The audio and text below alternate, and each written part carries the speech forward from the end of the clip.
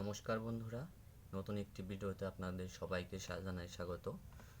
আজকের ভিডিওতে কিন্তু আপনারা মার্চ এবং এপ্রিল মাসে কি কি সবজি চাষ করবেন সেই বিষয়ে কিন্তু বিস্তারিত আলোচনা থাকছে। তো যারা ভিডিওটি নতুন দেখছেন অবশ্যই সাবস্ক্রাইব করে নেবেন এবং কি পাশে থাকার বেল আইকনটি বাজিয়ে দেবেন, যাতে নতুন কোনো ভিডিও আসলে তাতে আপনার দেখতে কোনো সমস্যা না হয়, সরাসরি আপনার কাছে চলে যায়। আজকে কিন্তু আমরা এই মার্চ এবং এপ্রিল, মার্চের মাঝামাঝি সময় এখন, মার্চ আবার এপ্রিল আসছে সামনে। মার্চ এবং এপ্রিল মাসে কি কি সবজি আপনারা চাষ করে লাভবান হতে পারবেন সেই বিষয়ে কিন্তু এই ভিডিওতে বিস্তারিত থাকছে। তো আশা করছি ভিডিওটা না টেনে সম্পূর্ণ দেখবেন। এই ইনফরমেশনগুলো হয়তো বা আপনার কাজে আসতে পারে। দেখেন, আমি মেজর 3 থেকে 4টা সবজি চাষ করব। প্রথমত আছে করলা, করলা বা উচ্ছে যাই বলেন না কেন, করলা, মিষ্টি পটল, তারপর আছে এই বটবডি এবং কি শশা।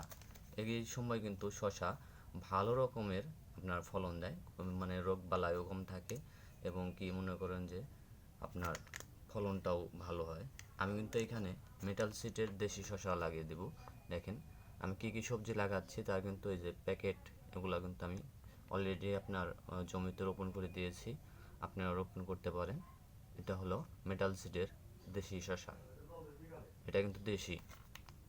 আর একটা আছে, আপনারা যদি ছাদ বাগানে কেউ করতে চান পারিবারিক চাহিদা মেটার জন্য, সেটা কিন্তু কমলি শাক করতে পারেন। কমলি শাক কিন্তু রোপণ করে দিলে আপনার ওরকম যত্ন লাগে না, যত্ন ছাড়াই কিন্তু খুব ভালো একটা ফলন পাওয়া যায় কমলি শাক। দেখেন এটাও কিন্তু মিডল সিডের।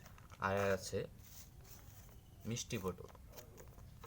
এই সময় কিন্তু আপনার একেবারে বলা চলে রোগ বালাইবিহীন একটা সবজি কিন্তু মিষ্টি পটল।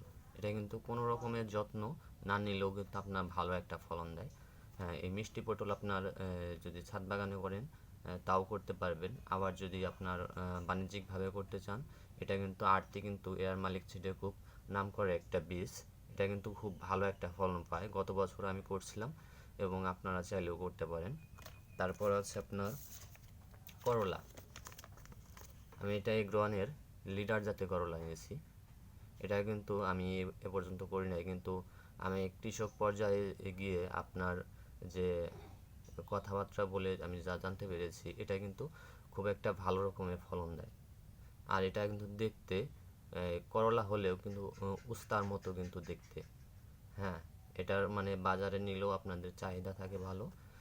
এটা কিন্তু আপনারা করতে পারেন। তারপর আছে লাল শাক। এ সময় কিন্তু আপনারা খুব অল্প স্বল্প লাল শাকও করতে পারবেন। বাণিজ্যিকভাবে করতে চাইলে আপনার সেচ ব্যবস্থা রাখতে হবে। আবার করতে পারবেন ধনিয়া পাতা। ধনিয়া পাতা কিন্তু এখন আপনার ওরকমভাবে ফলন হবে না, কিন্তু আপনি খুব যত্ন সহকারে করলে বা শেড দিয়ে করলে কিন্তু আপনি ধনে পাতা করতে পারবেন। এটা কিন্তু বাণিজ্যিকভাবে করলে অনেক লাভজনক। তারপরে আছে কিমা শাক, কিমা শাকও করতে পারেন আপনি। কিমা শাকেও কিন্তু আপনার প্রফিটটা ভালোই থাকে।